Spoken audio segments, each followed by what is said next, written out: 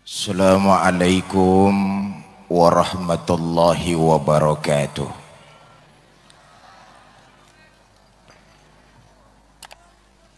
Alhamdulillah,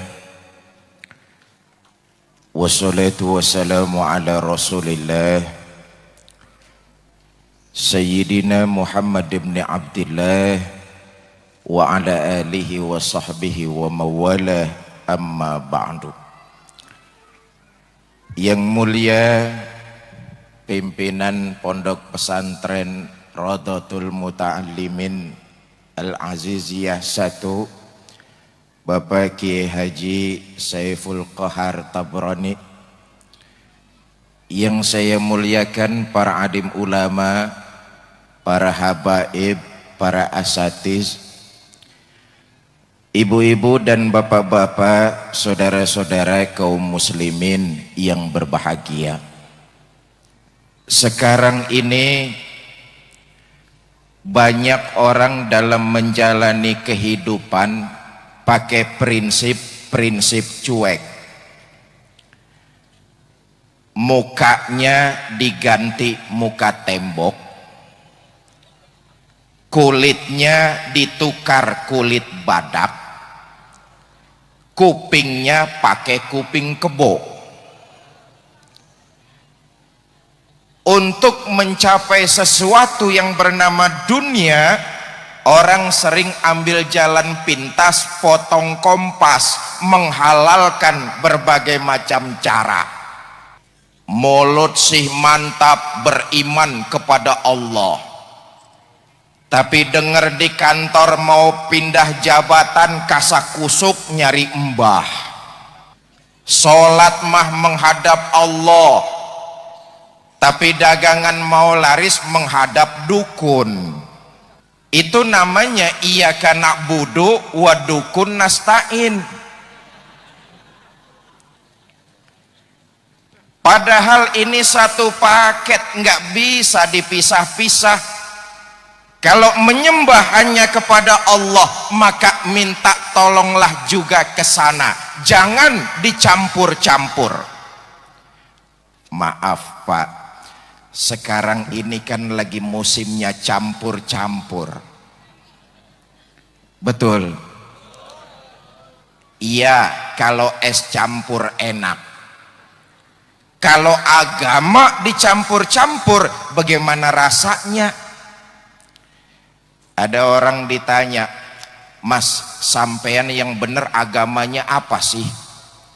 Ah, saya sih bagaimana musimnya saja. Musimnya Maulid ikut, musimnya Natal nimbrung, musimnya Waisak Orang semacam ini Allah sudah memperingatkan, wala talbisul haqqa bil batil. Jangan kamu campur yang hak dengan yang batil. Agama dicampur dengan kemusyrikan, kayak air dicampur sama minyak, nggak akan ketemu. Jelas? Jelas. Gampangnya begini Pak, kalau ada gelas sepenuhnya diisi air, itu ketahuan kita manusia bisa minum. Betul? Kalau ada gelas sepenuhnya diisiin bensin, itu juga ketahuan motor bisa minum. Tapi kalau ada gelas separuh diisi air, separuh diisi bensin, nah urusannya sudah mulai kacau. Manusia minum mabok, motor minum mogok. Dijual juga nggak laku. Kenapa? Barang campuran. Begitulah peringatan Allah, wala talbisul haqqa bil batil. Jangan kamu campur tauhid dengan kemusyrikan. Untuk mencapai sesuatu yang bernama dunia, orang sering ambil jalan pintas, potong kompas. Saudara, orang yang menghalalkan berbagai macam cara mengakibatkan hati menjadi keras. Kalau hati sudah keras, susah menerima kebenaran, tidak mempan dengan nasihat. Padahal kan dalam hidup ini ada dua nasihat. Ada nasihat yang datang dari luar, fenomena alam ini semua nasihat. Yang kita lihat, yang kita dengar, yang kita saksikan, semuanya bisa menjadi nasihat. Unzuru kaifa kana akibatul mukazzibin. Lihat, saksikan, pelajari, semuanya bisa jadi nasihat buat kita. Oh iya ya, itu orang waktu hidup di dunia kaya tapi bakhil, matinya begitu ya. Matanya menteleng. Itu orang waktu hidup di dunia pernah jadi pejabat tapi zolim, matinya begitu ya. Bibirnya mancung. Lihat, dengar, saksikan, seluruhnya bisa kita jadikan pelajaran dalam hidup kita. Nasihat yang datang dari luar. Yang kedua, nasihat yang datang dari dalam. Apa nasihat yang datang dari dalam? Perubahan jasmani kita, perubahan fisik tubuh kita, itu nasihat tuh.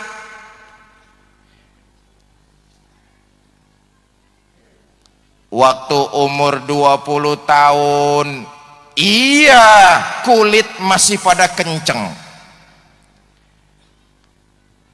Semua orang kalau dia tersenyum, terpesona, ada lesung pipitnya. Kalau dia tersenyum, semua orang merasa senang. Iya, masih 20 tahun. Coba 60 tahun senyum, lari orang. Nasihat yang dari dalam tuh perubahan jasmani kita. Loh, sebagai muslim kan kita sadar betul, Pak. Dari mana kita datang, mau apa kita sekarang, dan kemana kita akan pulang.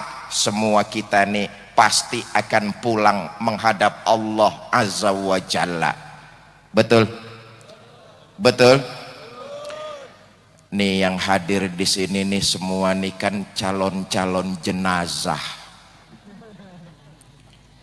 Nih semuanya nih pasti bakalan mati. Bapak-bapak yang sebelah sini nih mati apa tidak? Mati apa tidak? Mati. Ibu-ibu yang sebelah sini nih mati apa tidak? Mati. Saya yang lagi diri di sini mati apa tidak?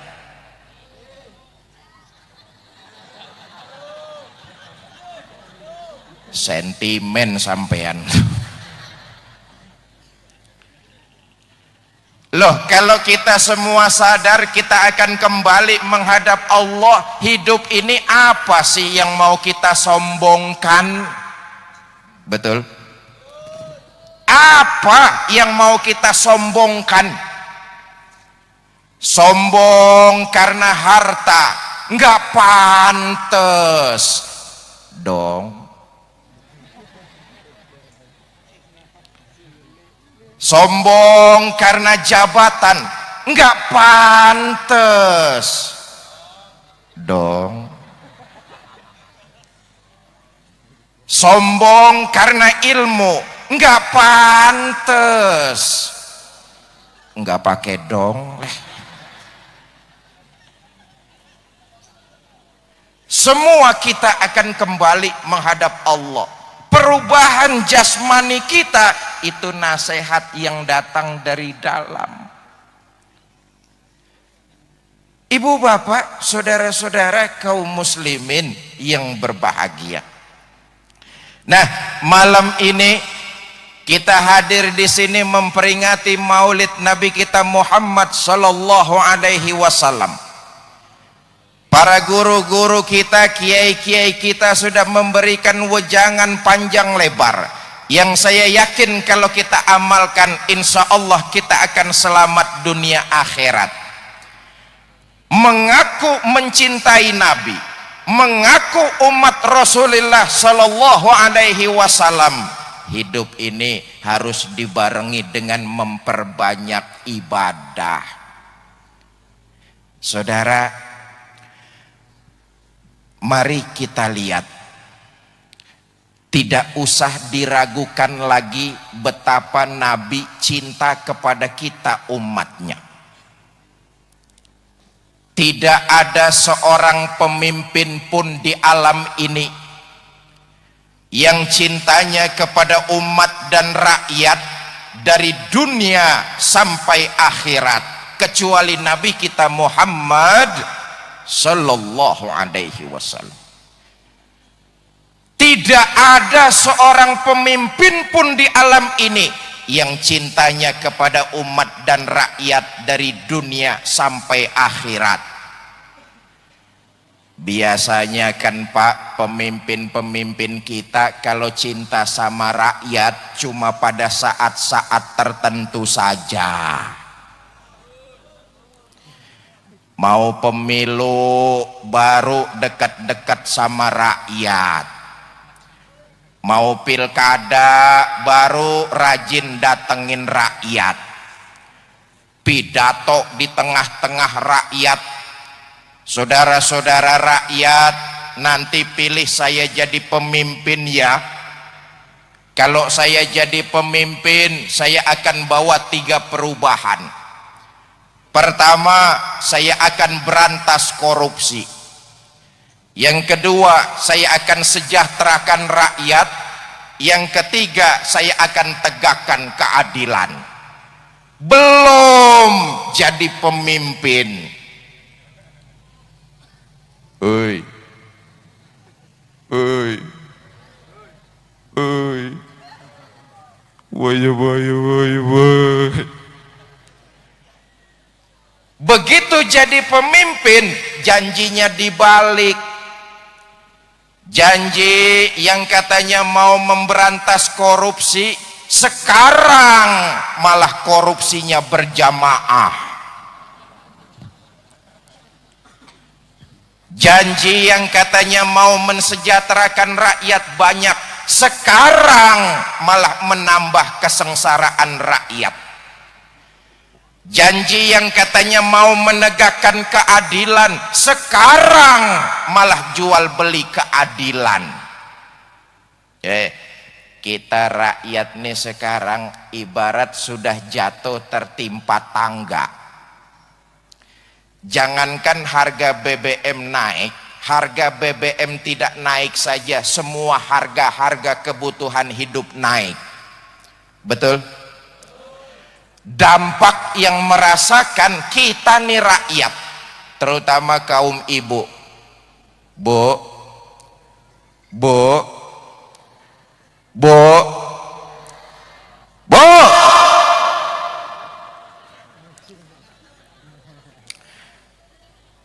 ibu dikasih uang sama suaminya 5.000, suruh belanja, dapat apa?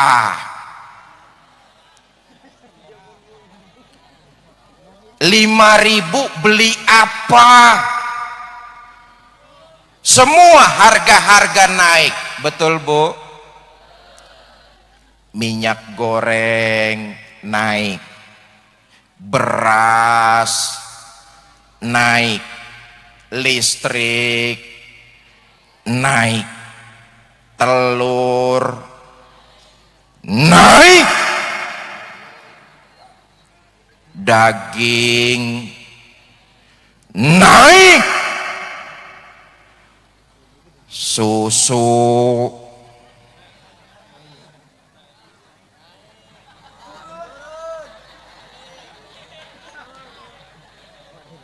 Terusin sendiri aja lah. Tidak ada seorang pemimpin pun di alam ini yang cintanya kepada umat dan rakyat dari dunia sampai akhirat. Nah, mari kita lihat apa bukti cinta Nabi kepada kita. Pertama, saudara, untuk ukuran hidup zaman sekarang, Rasulullah sallallahu alaihi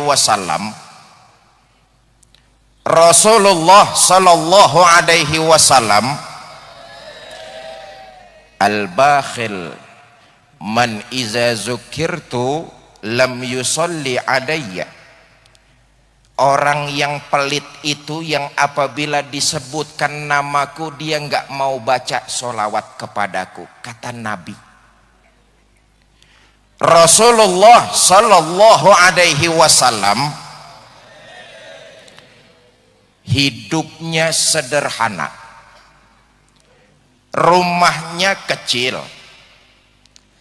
tidurnya di atas pelepah daun korma, kadang-kadang sampai berbekas di pipinya yang mulia. Sarapan paginya seteguk air zam-zam, sepotong roti, kadang-kadang 1-2 butir korma. Dalam kesederhanaan hidup beliau, Allah pernah menawarkan, wala saufa yu'tika rabbuka fatarda. Muhammad, apa saja yang kamu minta akan aku penuhi, asal bisa membuat hati kamu senang. Mau apa Muhammad? Ngomong saja. Kamu mau harta yang berlimpah? Ngomong. Kamu mau jabatan yang tinggi? Ngomong. Kamu mau pangkat yang berentet? Ngomong. Mau apa Muhammad? Ngomong saja. Mendapat tawaran seperti ini dari Allah, apa jawab junjungan kita Nabi besar Muhammad sallallahu alaihi wasallam? Izan ya Rabb, kalau memang demikian ya Allah, la arda wa wahidun min ummati finnar. Silakan berikan saya harta yang berlimpah, berikan saya jabatan yang tinggi, pangkat yang berentet, tapi itu semua tidak mampu membuat saya senang selama satu saja umat saya dengar masih masuk ke dalam neraka. Walhasil Rasulullah lebih memilih kita umat hidup sederhana daripada bergelimangan harta benda. Satu. Yang kedua, bukti cinta Nabi kepada kita, saudara-saudara, pada tanggal 12 Rabiul Awal, tepat hari Senin, hari di mana sama persis ketika beliau dilahirkan ke alam dunia. Saat itu Allah memerintahkan malaikat maut. Malaikat maut, labaik ya Allah, turun ke alam dunia, ambil ruh kekasihku Muhammad, cabut nyawanya pelan-pelan.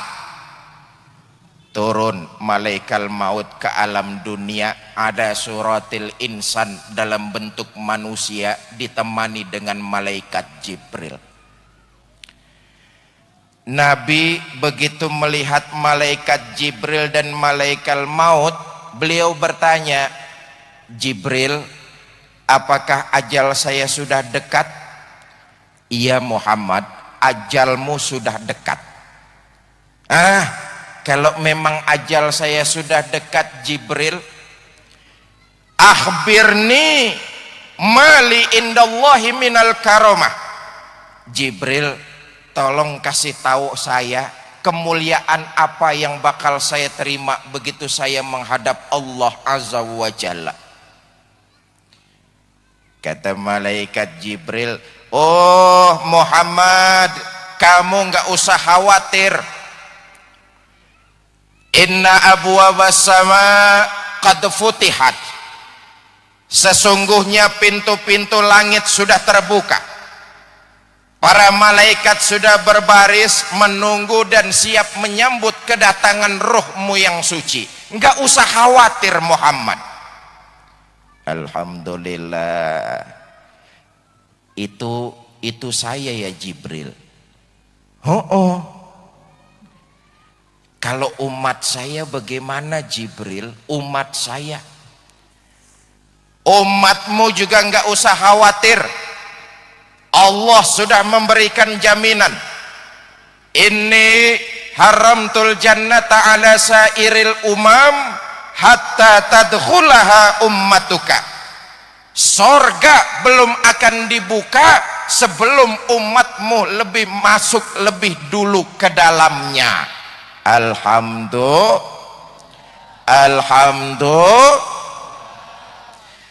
Jadi walaupun menurut abjad kita ini umat paling akhir,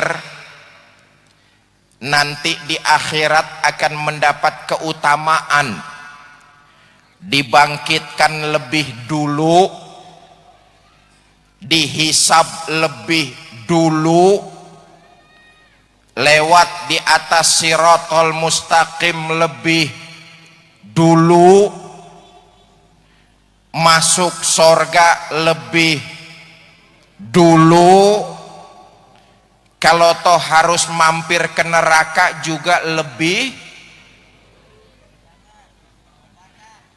ya resiko, jangan mau enaknya saja. Kalau memang begitu Jibril, sekarang saya ikhlas, saya ridho. Ayo malaikat maut, silakan cabut ruh saya. Mulai dilakukan proses pencabutan ruh. Naik ruh itu ke lutut, dari lutut naik ke pusat, dari pusat naik ke dada, dari dada sampai ke tenggorokan. Di saat ajal beliau sudah di tenggorokan, kalimat yang terakhir didengar oleh putrinya Sayyidatina Fatimah, as-sholah, as-sholah, an-nisa, ittaqun nisa, ummati, ummati. Selesai, Rasulullah kembali menghadap Allah Subhanahu wa ta'ala. Sebelum nafas terakhir, sebelum ruh berpisah dari jasad, 3 kalimat yang sempat direkam oleh putri beliau Fatimah. Salat, dirikan salat. Perempuan, lindungi perempuan. Umatku, umatku. Ya Allah, ini kan biasanya beda sama kita Pak. Kita orang tua biasanya kalau mau meninggal yang kita panggilin anak-anak kita. Betul? Udin, ada Din, ada Pak. Somad, ada Mad, ada Pak.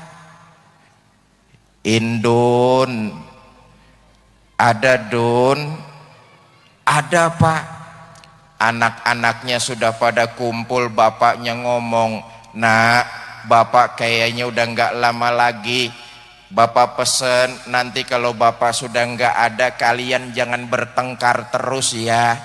Iya Pak. Satu lagi bapak pesen, apaan pak?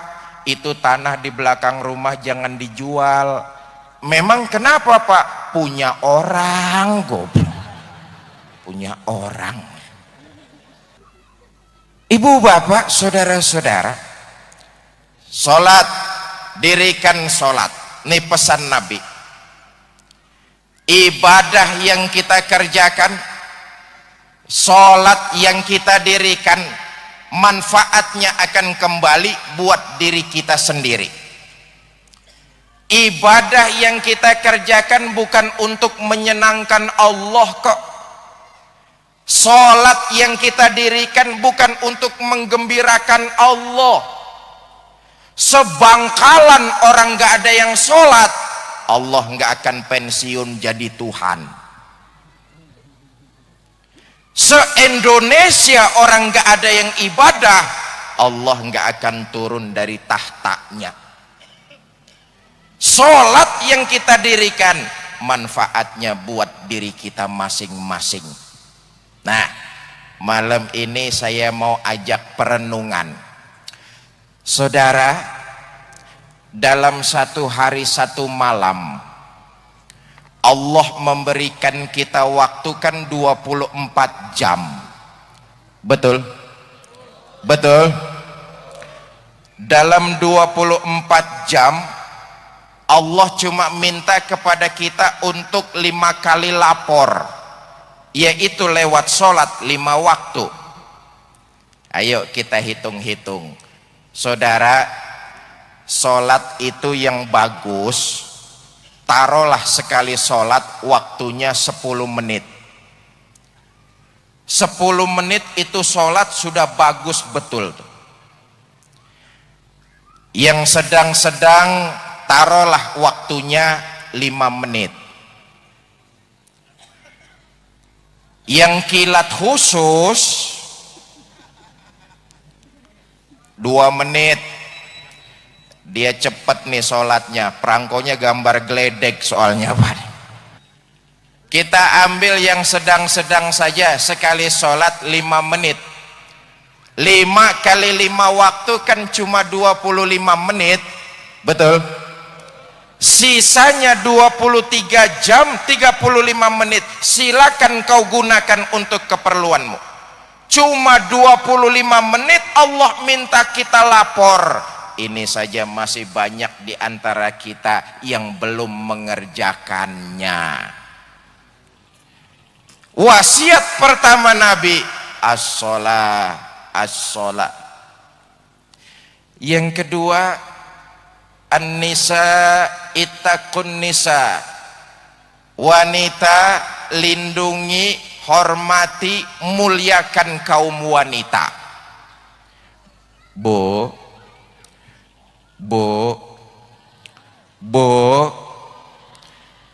ibu-ibu nih hutang jasa teramat besar dengan kanjeng Nabi Muhammad sallallahu alaihi wasallam. Sebelum Rasulullah lahir ke alam dunia, wanita 14 abad yang lalu sangat dilecehkan. Di dunia cuma ada 3 peradaban besar: Romawi, Yunani, Asia Tenggara.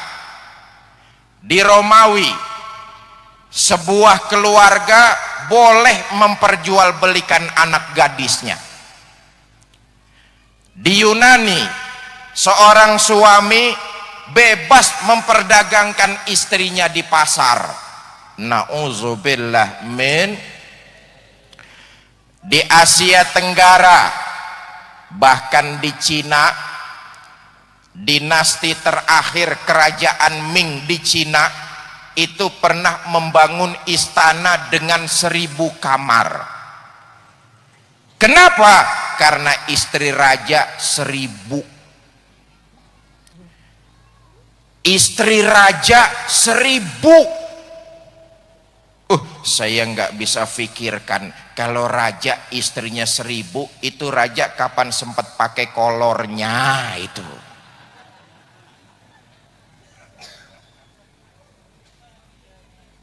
Pikirin, jangan bayangin lah. lahir junjungan kita Nabi besar Muhammad sallallahu alaihi wasallam. Beliau bersabda, an-nisa imadul bilad, wanita tiang negara. Jikalau baik wanita, maka baik pula lah sebuah negara. Jikalau rusak wanita, maka hancur pula lah sebuah negara. Iya bu, iya bu, diangkat harkat martabatnya. Bahkan satu-satunya makhluk yang sudah mendapat jaminan masuk surga dari Nabi adalah kaum ibu. Nabi bersabda, ayyuma imra'atin matat wa zawjuha an haradin dakhalatil jannah min ayyi babin. Jika seorang istri meninggal dunia, suaminya ridho dengan apa yang pernah dikerjakan oleh istri, maka si istri disuruh masuk surga, milih lewat pintu mana saja. Enak apa tidak? Saya tanya, ibu-ibu mau masuk surga? Mau masuk surga, kuncinya ridho suami. Sekarang saya tanya bapak-bapaknya, Pak, saya tanya, kira-kira kalau istrinya meninggal dunia ridho apa tidak?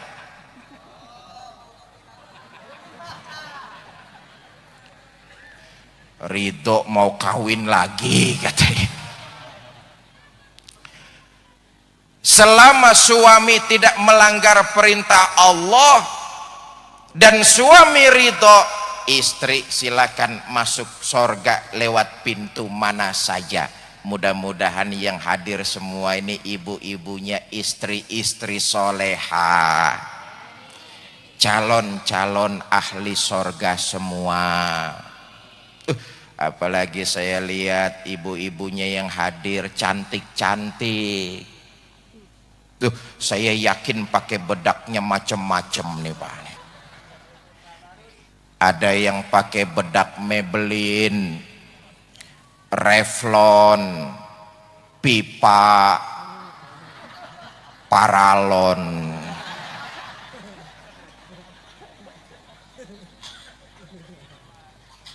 Mau hadir pengajian maulid di pesantren Al-Aziziyah, saya yakin ibu-ibu wangi-wangi semua. Betul bu?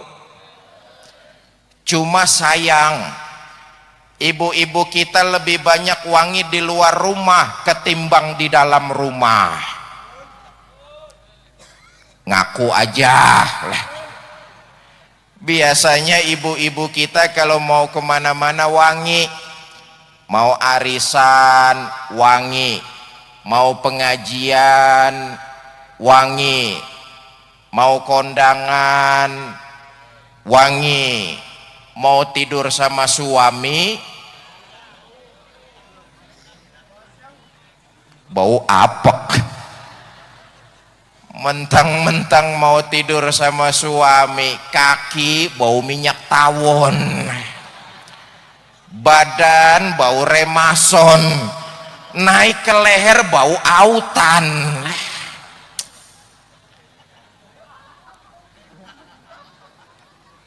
Itu ibu-ibu Jakarta.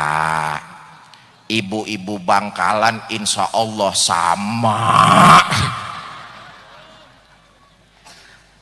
Ibu bapak saudara-saudara, yang ketiga wasiat Nabi. Saudara, jangan lupa pekerjaan itu yang paling capek pidato.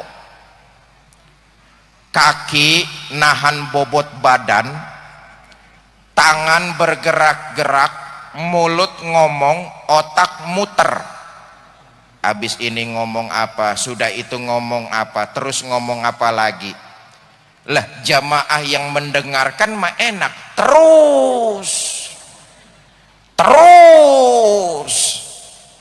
nih jamaah seperti ini nih yang bikin ustadz cepat pada mampus.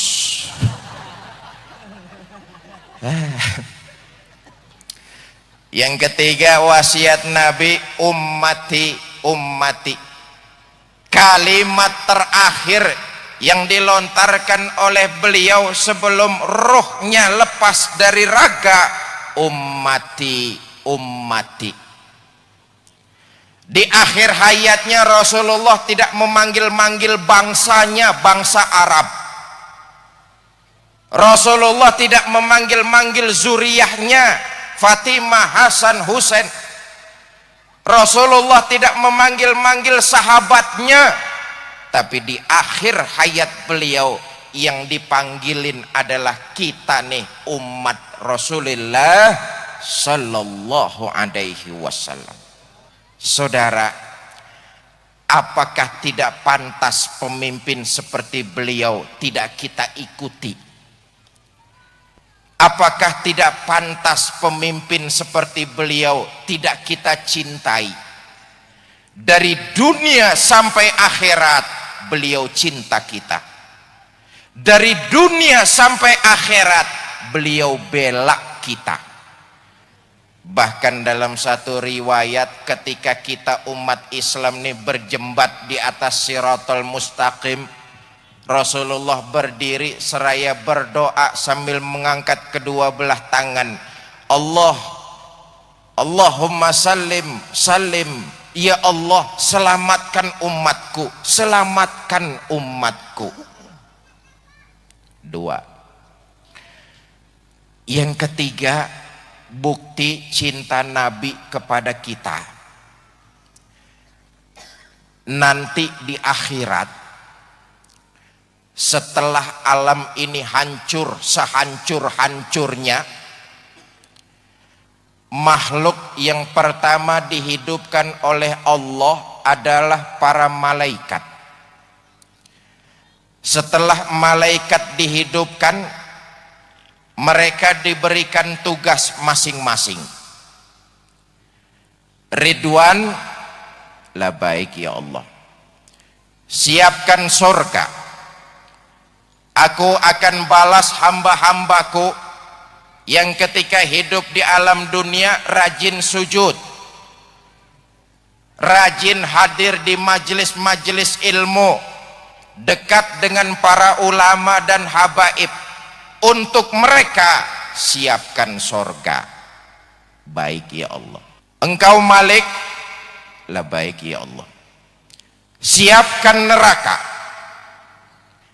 Aku akan bakar itu bajingan-bajingan tengik yang ketika hidup di alam dunia tidak pernah sujud kepadaku, jauh dari para ulama dan habaib, tidak gemar hadir di majelis-majelis ilmu, hidup lebih banyak menebarkan maksiat daripada manfaat. Untuk mereka siapkan neraka. Baik ya Allah. Nah, engkau Mikail pergi ke sorga, ambil baju kebesaran dan kendaraan yang bernama buruk, turun ke alam, jemput kekasihku Muhammad. Malaikat Mikail dan Jibril turun ke alam untuk menjemput Nabi kita Muhammad sallallahu alaihi wasallam. Sampai di alam ini ya susah Pak, wong alam sudah hancur. Jangankan nyari kuburan, nyari bangkalan saja susah. Malaikat Jibril dan Mikail celingak, celinguk, celingak, celinguk. Alam sudah hancur. Para malaikat ini kemudian bersujud memohon kepada Allah, ya Allah, dengan kemuliaan-Mu kiranya terbukalah bumi yang menyimpan tubuh suci Muhammad. Terbelah bumi, terbuka, keluar junjungan kita Nabi besar Muhammad sallallahu alaihi wasallam. Rasulullah bangkit dari kubur kayak orang baru bangun tidur. ngucek-ngucek mata, lihat sebelah kanan malaikat Jibril, lihat sebelah kiri malaikat Mikail. Beliau bertanya, ayu yaumin haza ya Jibril, Jibril ini hari apa? Kata malaikat Jibril, haza ma wa'ada rahman, ini hari kiamat Muhammad. Kiamat, kiamat. Kalau memang ini hari kiamat Jibril, aina tarakta ummati, di mana umat saya? Di mana umat saya Jibril? Ya Allah, sebelum akhir hayat kita umatnya yang disebutkan, dibangkitkan lebih dulu, kita juga umatnya yang ditanyakan. Allahumma salli wa sallim wa barik ala sayyidina Muhammad. Ibu bapak saudara-saudara, nah pertanyaannya, kalau kita cinta kepada Nabi kita Muhammad sallallahu alaihi wasallam, maka hendaknya hidup ini mengikuti syariat yang memang sudah dibawa oleh Nabi kita Muhammad sallallahu alaihi wasallam. Memperbanyak ibadah dengan syariat yang sudah dibawa oleh Nabi kita. Di awal saya sudah katakan, hidup ini kalau kita mengaku cinta kepada Nabi harus memperbanyak ibadah. Malam ini yang ingin saya sampaikan dalam rangkaian meningkatkan ibadah, salah satunya saudara, mencintai para ulama, mencintai para habaib, mencintai guru-guru kita, itu juga rangkaian ibadah kepada Allah Subhanahu wa ta'ala. Kenapa? Kita ini umat Islam Bangkalan, hutang jasa teramat besar dengan para ulama. Malam ini kita bisa memperingati maulid, mengenal sosok Nabi besar Muhammad sallallahu alaihi wasallam. Itu kan karena jasanya para ulama. Betul? Betul. Kita bisa tahu yang mana halal, yang mana haram. Itu kan karena jasanya guru-guru kita. Bahkan kita bisa membaca Al-Quranul Karim, itu karena jasanya ustadz-ustadz kita.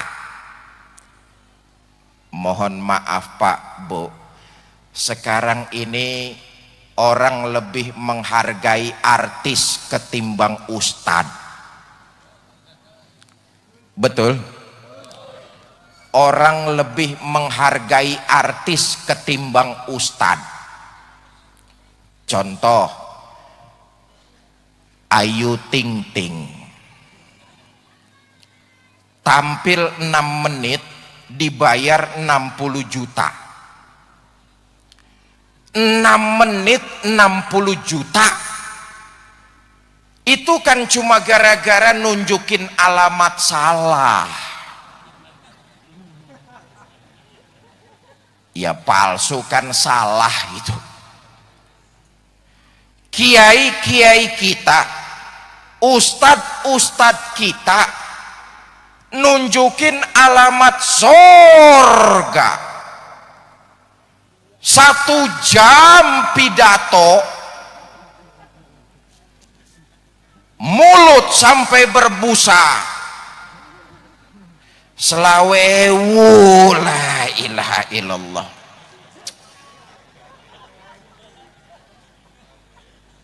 Mencintai, menghormati, memuliakan para ulama itu bagian ibadah kepada Allah dan bukti cinta kepada Nabi. Saudara, ulama dengan umat itu sama persis hutan dengan macan. Dua-duanya tidak boleh berpisah. Kalau berpisah, dua-duanya rugi. Coba lihat, hutan kalau tidak ada macannya, hilang seremnya, lenyap angkernya. Datang manusia nebang pohon seenaknya. Kok berani? Hutan tidak ada macannya. Betul? Datang orang buang hajat sembarangan. Kok berani? Hutan tidak ada macannya. Begitulah kita umat Islam ini. Umat kalau tidak ada macannya, tidak ada ulamanya, aliran-aliran keblinger gampang masuk. Jelas? Jelas? Jangankan tidak ada ulamanya, ada ulamanya saja kadang-kadang aliran keblinger masuk. Tuh, di Jakarta beberapa tahun lalu ada aliran namanya aliran Salamullah. Aliran ini dibawa oleh seorang wanita namanya Lia Aminuddin. Mula-mula Lia Aminuddin mengaku dirinya sebagai nabi, kemudian bikin kerajaan namanya Kerajaan Eden. Ditangkap polisi, ngakunya malaikat Jibril. Oh, ini sejarah, Pak. Satu-satunya polisi di dunia yang bisa nangkep malaikat Jibril cuma polisi Indonesia. Untung ngakunya malaikat Jibril. Coba kalau ngakunya malaikat Israel, polisi pasti bikin pengumuman. Saudara-saudara, berhubung malaikat Israel sudah tertangkap, maka hal-hal mengenai urusan pencabutan nyawa untuk sementara ditunda. La haula wala quwwata. Maka kesempatan malam ini saya ingin berpesan kepada saudara-saudaraku umat Islam Bangkalan, silakan cari guru sebanyak-banyaknya, boleh hadir di majelis-majelis ilmu yang lainnya. Tapi yang harus kita teliti, jangan lupa silsilah guru-gurunya. Kalau keluar dari Ahlus Sunnah wal Jamaah, mendingan tidak usah. Jelas? Jelas? Tuh, Jakarta alirannya Salamullah. Dari Jakarta kita ke provinsi, ke kabupaten sebelah, Jawa Timur bagian timur. Di Jawa Timur bagian timur ada kiai gaul, namanya Kiai Roy. Kiai Roy pernah mengeluarkan fatwa untuk menambah kehusuan ibadah sholat. Sholat boleh pakai bahasa masing-masing. Na'udzubillah min. Saya nggak bisa bayangkan, Pak, kalau sholat boleh pakai bahasa masing-masing, masjid kita ramai. Yang imam orang Jakarta, takbir pakai bahasa Betawi. Tuhan yang gede banget, rame. Masuk orang Jawa Timur, orang Surabaya, ikut sholat berjamaah, takbir lagi pakai bahasa Jawa. Gusti Allah kang gede temen. Yang kasihan saudara kita dari Ambon, ikut sholat berjamaah, takbir lagi pakai bahasa Ambon. Tuhan saya nggak ada lawan, bisa rame nih.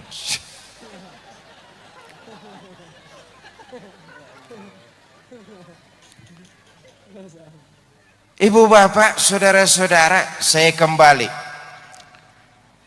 bukti beriman kepada Allah, bukti mencintai Nabi kita Muhammad sallallahu alaihi wasallam, hidup ini harus memperbanyak ibadah.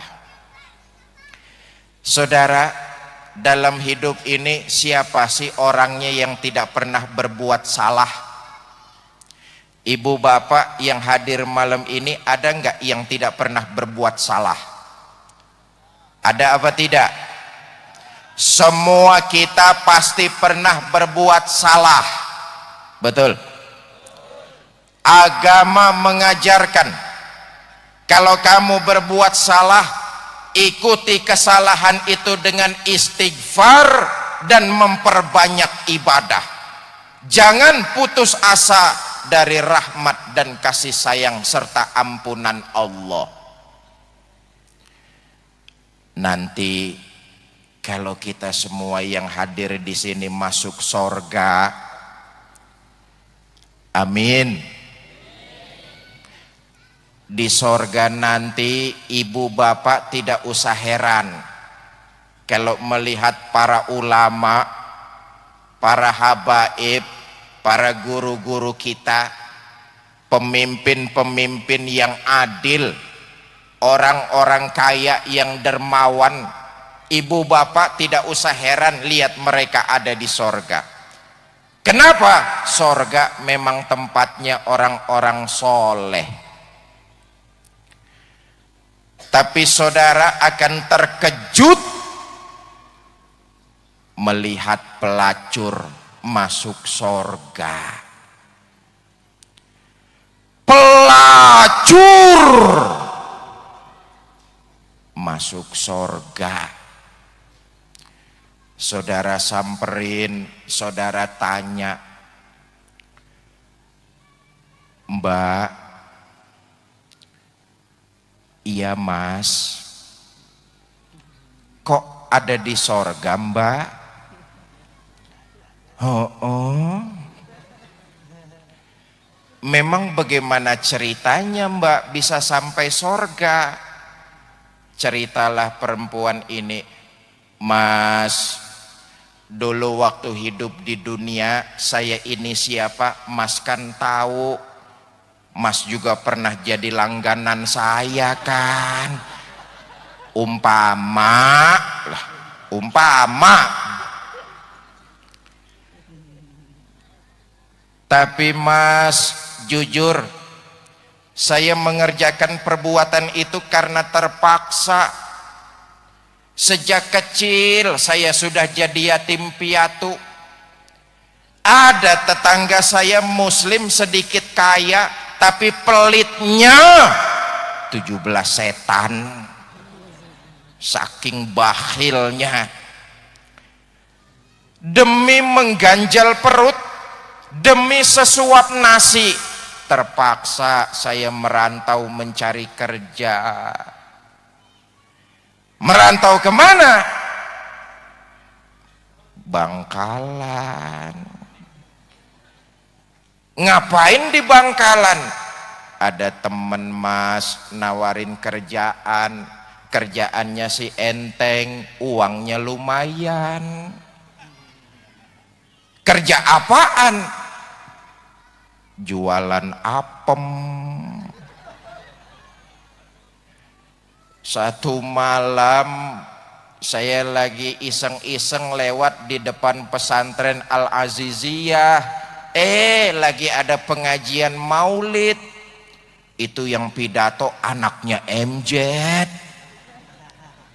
Ganteng pisan.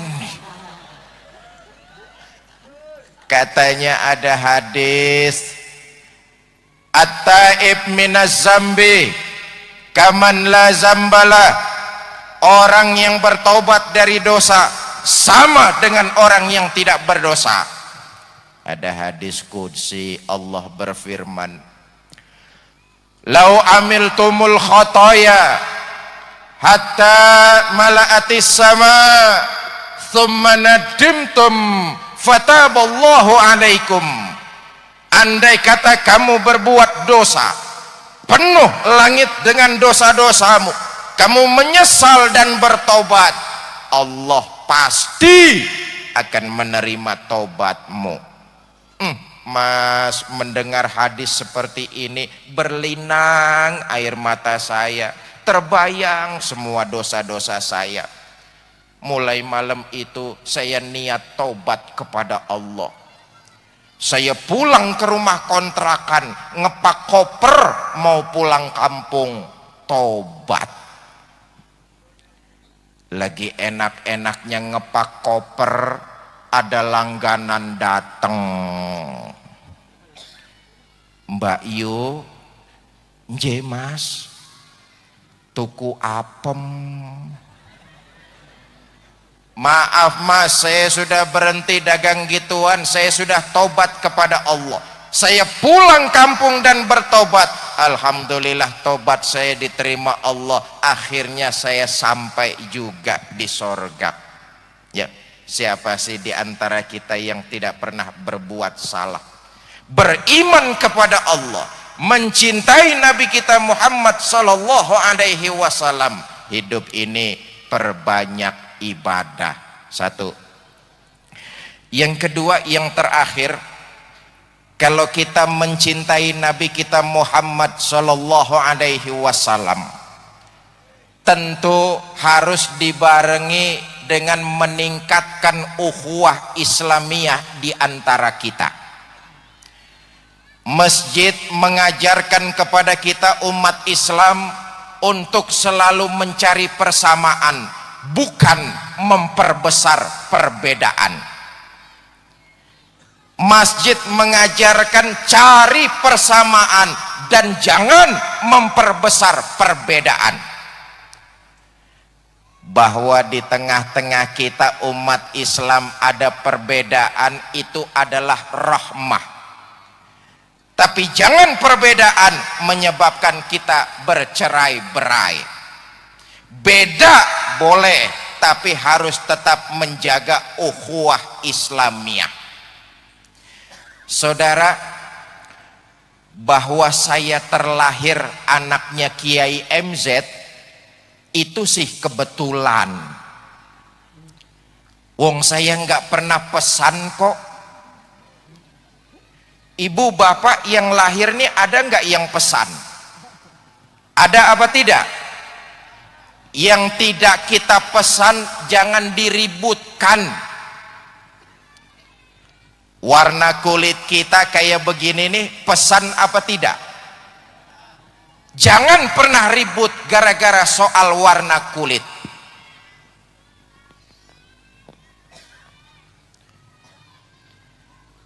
Dari suku apa kita dilahirkan, pesan apa tidak?